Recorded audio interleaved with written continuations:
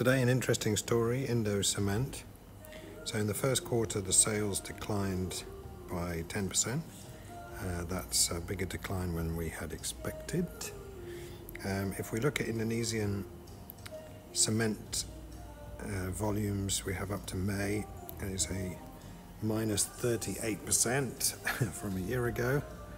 Oof. But if we assume that June is no improvement, so the same as May, then it would improve to minus 14%, and the average for the second quarter would be minus 20%.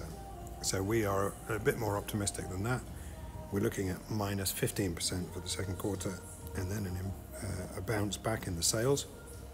So this sales turnaround that started in 2018, we still think that's going to remain intact. This has been an interruption, but it'll come back again. In terms of cash flow, still good in the last 12 months, although the first quarter is negative, 2.3 trillion. With lower sales, we get 2.15 trillion for the next 12 months, which looks like that. Still pretty good.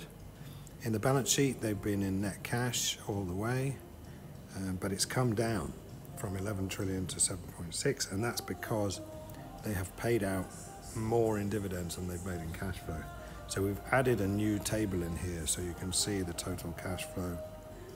You can actually see the tax, but you can also see the dividends. So they paid out 14.5 compared with 10.9. So that's the balance, and of course that's led to the decline in the net cash. But with our cash flow forecast and assuming a lower dividend of about 1.6 compared to almost 3 average for the last 5 years, then the net cash would start to rise up again, like that.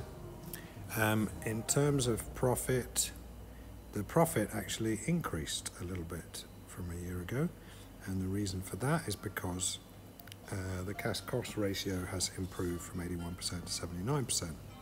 So this is the sales turnaround, the improvement in margins. We still think this is intact. We're going to use 79% to forecast a net profit of almost 2 trillion, which is up 8.4%. Oops, sorry, no, it is up 8.7%. So that's what the cost ratio looks like. It's coming up. So as the sales improves, the cost ratio has come way down from 67% back in 2015. So there's still a lot of room for improvement. And then in the valuation, this is the free cash flow.